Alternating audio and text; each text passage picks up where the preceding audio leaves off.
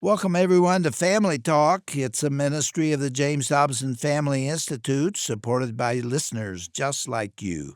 I'm Dr. James Dobson, and I'm thrilled that you've joined us.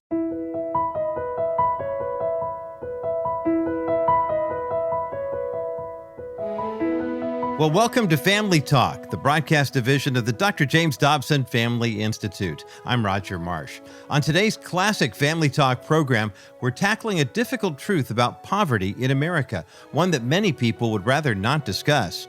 Our guest today on the program is Star Parker, and she knows this subject intimately because she actually lived it for 7 years. Star went from welfare dependency to becoming one of America's leading conservative voices on public policy and poverty. As founder and president of the Center for Urban Renewal and Education, CURE, she now helps craft solutions to transition people from government dependency to self-sufficiency. Star's journey from rebellion and crisis to purpose and leadership is nothing short of remarkable. Her story challenges everything we think we know about government assistance, and it also reveals why the current system often traps people instead of freeing them. Here now is Dr. James Dobson to introduce his guest, Star Parker, on this classic edition of Family Talk. You grew up in some very difficult circumstances, didn't you? I made a lot of bad choices. Actually, my dad was in the military, and so we moved about a lot. But I listened to all the lies of the left that I had no real moral responsibility for the choices that I was making. And I knew the welfare state was designed to get rid of any natural consequences that might come from the decisions I was making. They had replaced those consequences with these safety nets. And so I was extremely rebellious. Are you referring to your junior high and high school even years? before that, I'd gotten involved in criminal activity and drug activity going into even junior high. And, of course, my parents didn't know about these things, and it began to escalate to breaking and entering. And then after committing armed robbery. At what age now? All through high school. And by the time I got involved in armed robbery, because I was coaxed by a friend to, go in on this liquor store, I was probably about 17. But I knew at that point I needed to make some adjustments in my life. So Did you get caught? No, I didn't get caught, but that's probably when I started thinking about some of the decisions that I had been making and just how my life was out of control. And one of the reasons I started thinking about it, because as we were running away from this liquor store, I started thinking, what if this guy had a gun? He could be shooting me in the back and no one would even know that I'm out here. Because, of course, these were activities that I didn't tell too many people that I was involved in. And when looking after graduating from high school with no idea what I was going to do with my life, I actually stole my brother's car and moved to California, thinking that maybe I could start myself afresh, and not knowing the Lord, not knowing anything about him, still believing that my life was my own control and I could maybe make some adjustments. It wasn't an easy thing to do. Star, why were you so rebellious? Looking back on it, that's a question I really find helpful to ask because Franklin Graham was here on this broadcast, and I asked him the same question. Why were you so rebellious? Was and he a middle child? He said, I don't know. He said, I love my parents, and I don't know why I was so rebellious. Why were you? I'm with Franklin. I'm wondering, I was a middle kid, maybe just the tension. I think, and this is the challenge that we're facing today in our society, when under the impact of moral relativism, you can really lose focus on what's right and what's wrong. I never thought about the fact that I was being rebellious. I just thought I was having fun. Anything and everything that anyone asked me to do, I just did it. I don't know why. What was your age when you first got pregnant out of wedlock? Oh, probably about 18. And you had your first abortion? I had my first abortion. And I didn't even think about it. It was not a decision that I contemplated at all. I was so out of control with my sexual life already. And in California, the government paid for abortion, so it didn't cost me anything. So I never really had to think about it. So it was really kind of trivial to you. It wasn't any big deal. Not any big deal, to the point that I was pregnant within a very short period of time and just had another one. And then within a short period of time again, I was pregnant. But by then I'd figured out the welfare system enough to know that if I stay pregnant long enough, they'll send me a check on the 1st and the 15th of the month. And I could use that money for whatever I wanted to. And mostly it was drug activity at that point. And then I would have an abortion. And it wasn't until after the fourth time going into their so-called safe, legal, rare clinics that I had a gut instinct way down deep inside that there just has to be something wrong with this. I didn't change my behaviors. I wish I knew enough to change the things that I was getting myself involved in, because within a very short period of time, again, I was pregnant. But I knew I wasn't going to have another abortion. And So you that's when I went on had welfare. 4 abortions? 4 abortions. Did you keep any of the babies about that time or in that period of time? Oh. Did at any point that begin to really feel wrong? Not until I mean, that did you time. have any understanding of right and wrong, Star?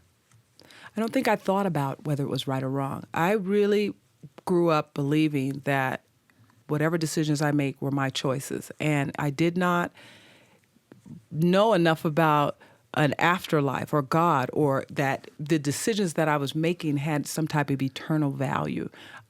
So I never thought about it.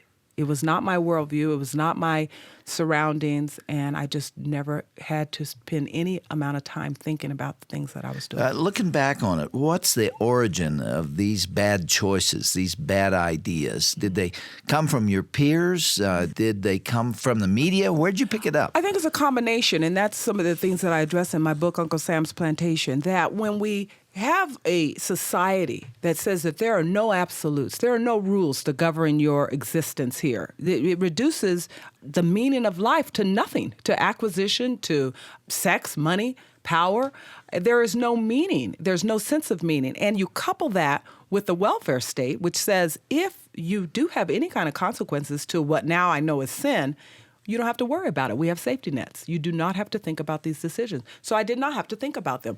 When I needed help, abortion, the government was there. Taxpayers funded it. When I decided to have that child, the first child I had, which was my 5th pregnancy, the welfare state was there. And I went in and lived that way for the next 3.5 years. That is so tragic. It's tragic for you, but it's also tragic to think of how many other people. Oh, that's why I do what I do today. And that's why I wrote this book. How many others? It is so in our society that this entitlement mentality, that is it any wonder we have 3,000 housing projects. AIDS is the number one sweeper within these housing projects. When you look at the top 3 social crises confronting us as a nation, they are all rooted in sexual sin. And we as a nation don't even call it sin. So I was in the 80s doing this stuff. Imagine, this is before rap music. This is before the real breakdown in our school systems, to where now lawlessness has taught us just an alternative lifestyle. So the implications of the homosexual behaviors and us as a society not judging this behavior, even to the point that we're having national discussions on marriage, are serious. Because when you tell somebody that they do not have to discipline themselves sexually, and there's not one absolute way that God has ordained for us to do this, well, then if a little kid, now I mean, imagine someone 9, 10 years old, everything in his life is already broken. And so he's told that he can do whatever he wants to sexually. Well, when he gets arrested, he's going to go in these little jails and do whatever he wants to do sexually. Then he comes back out, and we've concentrated poverty in these housing projects. All we have are single women with children. Is that what the kids in the inner city are hearing? Is that typical? They hear it in every institution except the church. That's why I want the government out of welfare, and that's what this book is about. And I really think the church needs to take seriously our role in charity. It's not just in government policy, it's in our schools. They're teaching in these public schools that there is no such thing as an absolute moral framework for you to govern your lives. Star, before we get to your book, and I want to talk about this welfare issue that you just raised, tell us how you came to know the Lord and how'd you get out of the mess that you were in. It's so beautiful. I love sharing this because he's just so good. And when God said that you are to preach the gospel to the poor, I know why. It's because he is just not mad at us. I was living in this broken state. I tell people I was like in this little black hole and didn't even know I was down in there. I'd been 3.5 years now consistently living off welfare. And I looked to subsidize my income. Before we reformed welfare, the rules were don't save, don't work, and don't get married. Your caseworker actually told you that. Oh, yeah, it's the known rules. They send you a form every month to make sure that you did not save any money, that you did not get married, that no one in the household turned 18, that no one died, and no one returned to school.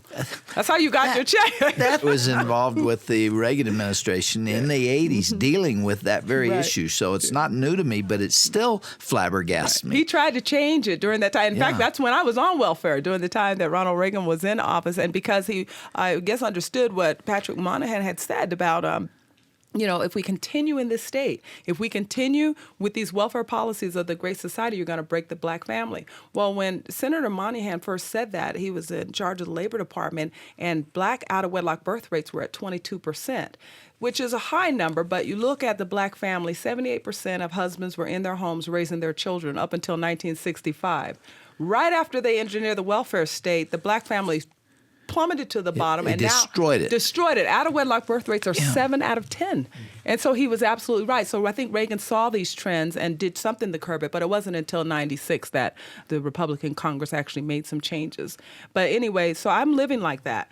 And who wants to live off of the little money that welfare is giving you? So I was looking to subsidize my welfare check and walked into a business in South Central Los Angeles and met 3 men that said that they didn't pay under the table. They were legitimate businessmen. And it was amazing to me because they were really good-looking black guys, and I didn't know anyone that really mainstreamed because I'd bought the lies of the left that America was inherently racist, so we're not supposed to, be a part of that society. And they were living, good, clean lives. And so I was fascinated to some degree, but then also they started challenging my life, and they told me that my lifestyle was totally unacceptable. And I, of course, questioned them about this word unacceptable. And I think it's probably on some hate crime list. It's not politically correct to say today. But when they told me my life was unacceptable to God, I really started thinking about what that meant. Were they Christians, Star? Mm-hmm, they were. And they kept calling me, wanting me to go to church. And when I heard the message of the gospel that God had redeemed me and had set me free from my sin, I accepted that. I changed my worldview. I made a decision right then that I was not going to look at the scripture as a book of don'ts, even though there are a lot of don'ts in there that I needed because I didn't know not to do them. But also I was going to look at it as a book of do's and start governing my life accordingly. What did the Lord do for you? What did he do? Yeah. Well, immediately started cleaning me up. Everything the preacher preached about, I did. I got off drugs. I was able to really get a sense of purpose and meaning to get my daughter into a Christian school at that point and started cleaning up. And a few years later, the preacher looked out at about 4,000 people, pointed his finger and said, "What are you doing living on welfare?" And I thought he was talking to me. And when he started comparing God and government and talked about how God would supply all of my needs, I wrote my caseworker the next day, said, "Take my name off. I'm trusting the Lord." Wow, that took a lot of courage. Well, it still takes courage. I'm still trusting him. But I know one day I'll never go back to welfare. Did you fear that if you separated yourself from welfare and the government that you would starve, that you would be homeless, that you wouldn't be able to survive, that your daughter wouldn't make it? I mean, what were the incentives not to do this? The biggest incentive not to do it, the biggest fear was that I knew that it was going to separate me from my friends as well, that I was going to have to close one door and open another for a whole nother life. And that was harder than knowing whether I would be able to live because, I had skills. I could go get a job, which I did. I ended up answering telephones in a food distribution basement, and it was a minimal job, as they call it when we were debating welfare reform, a menial, as the women used to say. That we couldn't have these girls work. But I knew that if I started there, I'd already learned enough about Scripture to know that if I did everything heartily in the Lord, He would take care of me. And I was really trusting that.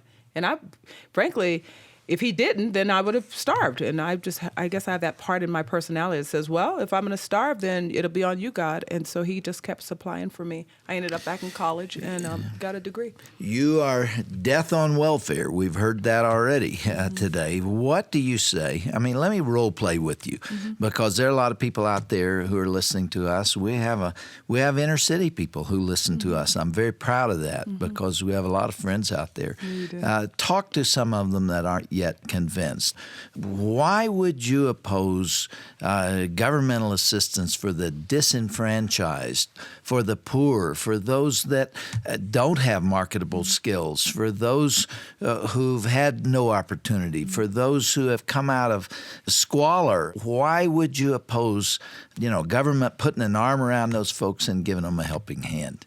Because government doesn't have an arm. Government is law. It's force. It's regulation. It's just a bunch of rules. And people help people. And I think that when people are in need of welfare, it's because of some crisis in their life. And one of the challenges that we have before ourselves as people is that if someone has a crisis, it's really personal. It's very unique. It's individual. So there's not a one-size-fits-all anything that can help them. Individuals have to help them. So charity doesn't belong to government. And with the governmental assistance comes all kinds of entanglements that are destructive. Well, absolutely. That you have to live by the rules. When the Great Society was first engineered, it didn't have the means test that said that there cannot be a working body in the household, and there may have even been developed out of some good intention. I was researching my book, I found that it was hard to find any good intentions in developing this concept. But let's just say that the American people said, well, we've got to do something, so we don't mind pooling some of our resources to help folks that are in need. Well, we were wrong. And one of the reasons that we were wrong about pooling resources to help people in need is because you have to means test. That's one of the roles of government. It can't just arbitrarily say, well, anybody that wills, we'll give you some money. So we put up criteria. Well, if you're single, raising children, we'll give you money. If you're not in school. And the next thing you know, you have this monster of a program that you have people, in order to qualify, needing to move able-bodied husbands out of their homes. The next thing you know, why marry in the first place? And so the whole concept backfired on us as a nation. Mm-hmm. It's a shame that that wasn't recognized before the damage was done, because now it's so hard to reconstruct the family, the black family especially. Oh, well, we have a lot of work to do, but I'm very hopeful. And I think that it was recognized. The challenge with it is that the whole welfare state was a liberal idea, and Democrats promoted themselves as the savior for people in need. And so anytime someone pointed to some of the problems that perhaps could be in the future, as we mentioned earlier, Ronald Reagan and others, they were demonized as radical right wing, and they were also told that, where were you when during the civil rights movement, and oftentimes you did not see conservatives there, so they put a stigma upon people that were saying that maybe this is not such a good idea. But now the hope side of it is that after reforming welfare in 1996, we put time clocks on these women. So they understand the first step out of poverty now, which is self-government, understanding that we each have a moral obligation to be self-sufficient and to be responsible with the choices we make. So that's the first step. How do we do that? By putting time limits on them. The second thing that the bill had in it when we block granted to the states was the opportunity for the faith community to come to the table. The people that distribute charity best, individuals who, out of love and volunteerism, say, I need to help you. That group was invited to the table. And so we're starting to see in the country a new birth of people that really want to help. And so I think this is a healthy thing. The numbers aren't as big and unmanageable as we think they are. I got my PhD April 3rd, 1967, right in the middle of all that Great Society stuff. Oh, goodness. And my field is child development, and so I got involved in a whole lot of that. And one of the very first speeches that I made after that, I'm sure it would have been 1968, was on this subject. Oh, wow. And I talked about the principle of reward and reinforcement, and that which succeeds will recur.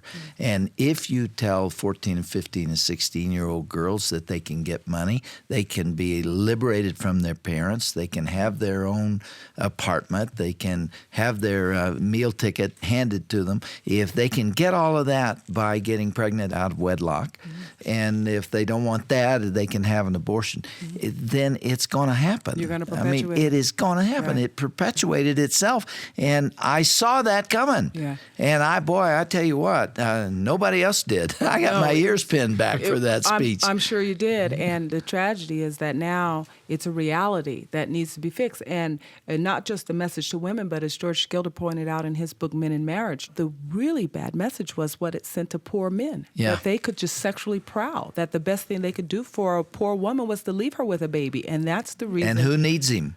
He's not needed to provide for or protect his family. And so he winds up standing on a street corner. That's right, hustling. And he doesn't know how to be a husband or a father. And that's what's missing in Black America. When you go through these prisons, you find out that numbers in 70 to 75% of these boys have no relationship with their dad. And I know the left always cries that we're racism and there's a race factor to, the disproportionate numbers of minorities that are behind bars. But the common denominator is that they have no relationship to their dad, so they do not know how to be men. And without that element, then the major institution to transfer your moral integrity has been broken. Then you take those little kids that are brought up in these single-headed households and throw them off in these government schools to where they teach them they're just evolved from an animal. Well, is it any wonder we're looking at the picture that we see in the inner city? Star, let's talk about your book, Uncle Sam's Plantation.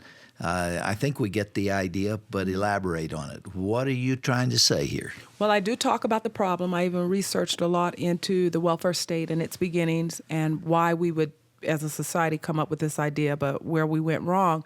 And actually the book was a call to the church community, to the pastors and to the people of the body of Christ, post-welfare reform, to say, okay, now what do we do? We've told 5 million women and 9 million children that your time is expiring. We saw great victories because of the numbers that were in 100% welfare. Now, explain that. A lot of people don't know what you're talking about In terms with of- welfare reform and what it required of welfare recipients. Okay, what it required of welfare recipients was that if they were already on the system, they only had 2 years to collect in a continuous state and 5 years over their lifetime. So it could no longer be a hammock, if you will. It could no longer be their chief subsidy. They would have to work. They would have to re-engage their families. They would have to perhaps marry, but look for other alternatives than live off Uncle Sam. And the welfare bill itself was a block granting to the states. Because, frankly, our problems in California are different from problems in Mississippi or different from problems in Michigan, et cetera, or even in Colorado. And, well, the girls got the message clearly. They knew that they were going to have to expire off of welfare, and immediately about 3 million left the rolls because those 3 million basically had some skill. They went out and got a job, didn't they? Some went out and got jobs. Some went home and apologized to their family. They knew what to do, and they only had one child, so it's easier to transition. But what we're down to now is the crises caseload, those that are illiterate, those that have multiple children, those that perhaps don't have a framework for how to manage their lives. There might be 2 and 3 generations. There's drugs involved in others. So they need tender, loving care, and they need a caring community to assist them, and that's why I wrote the book. Do they need welfare? Oh, no, they don't need welfare. Oh, no. Welfare is their crutch. Welfare I is not got to push helping you them. now. I got to No. push you, Star, because the imagery of this woman without skills, Right. with 4 kids, Right. being absolutely destitute, Right. and she doesn't know where to go from here. Maybe she doesn't have a family to return to. That's why the pastors have to get this book, because this is what the ministers should be thinking about and saying, maybe we need to have a refuge center. Maybe we need to be able to embrace this girl and help her develop some type of skill level. So there are many things that we have to do politically, but in the grassroots, there's some things that we ourselves as the church community need to awaken ourselves to and say, perhaps a maternity home isn't such a bad idea. Maybe we should adopt these crisis pregnancy centers and really help these women that are in crises. The numbers are not as overwhelming when you talk about actual recipients who are clueless, but their children we have to be concerned about, and that's why the big battle there is to make sure every church in the inner city has a school and make sure we have vouchers so that these kids can be taught in this worldview. And I've thought about it for a long time because I look at it like this. When Jesus was confronted with 5,000 people who were hungry, he did not send them to the Department of Social Services and tell them to get some food stamps. He told his disciples, you feed them. And he then had them sit down and he made substance for them. And so I really believe, I've cried to the Lord. I'm like, Lord, there are 5 million women and 9 million children that are really caught up. There are not 5 million Christians in all of this society with 290 million people. Surely we can come up with some answers. We can get creative. We know what to do. We just haven't had to think about it. When I debated welfare reform in front of the Congress, one of the people on the opposite side to me was a minister. And he actually said, if we reform this the way you're discussing, those girls are going to show up on my doorstep. And I let it be silent for a minute so he could think about what he just said. And then I turned to him and said, don't you think that's a good idea? Star Parker's journey from welfare dependency to purposeful ministry shows us how God can redeem even our most broken chapters and use them for His glory. You've been listening to a special edition of Dr. James Dobson's Family Talk and a classic conversation featuring Dr. James Dobson and his guest, Star Parker. Now, if you'd like to hear this program again or share it with someone who needs encouragement, you can always do so at jdfi.net. And while you're there, I want to share with you about a resource that can help strengthen your family today. Our Raising Kids with Love and Limits series offers 10 days of guidance drawn from Dr. Dobson's decades of experience helping families navigate the toughest parenting challenges. You'll receive daily insights on everything from discipline to building strong relationships with your kids, all rooted in biblical wisdom that actually works. To sign up today, visit jdfi.net and search for that title, Raising Kids with Love and Limits, for this outstanding resource. Your family's strength matters. When marriages thrive and children grow up secure in their parents' love, our communities benefit. And that is the vision driving everything we do here at the Dr. James Dobson Family Institute. Through our daily broadcasts, resources, and advocacy, we're working to preserve the timeless truths about marriage and parenting that have sustained families for generations and that a new generation, called Generation Z, is just waking up to discover. If you believe these principles are worth protecting and promoting, please partner with us today. Your gift of any amount makes it possible for us to continue to reach families who desperately need biblical guidance. You can call a member of our constituent care team at 877-732-6825. That's 877-732-6825. You can also make a secure donation when you visit jdfi.net. That's jdfi.net. Or if you prefer, you can send your tax-deductible donation through the U.S. Postal Service. Our ministry mailing address is Dr. James Dobson's Family Talk, P.O. Box 39,000, Colorado Springs, Colorado, the zip code 80949. I'm Roger Marsh, and from all of us here at Family Talk and the JDFI, thanks so much for listening today. Be sure to join us again next time when Star Parker continues to share her bold perspective on 3 types of poverty and why the church, not the government, holds the real answer. That's coming up on the next edition of Dr. James Dobson's Family Talk, the voice you can still trust for the family you love.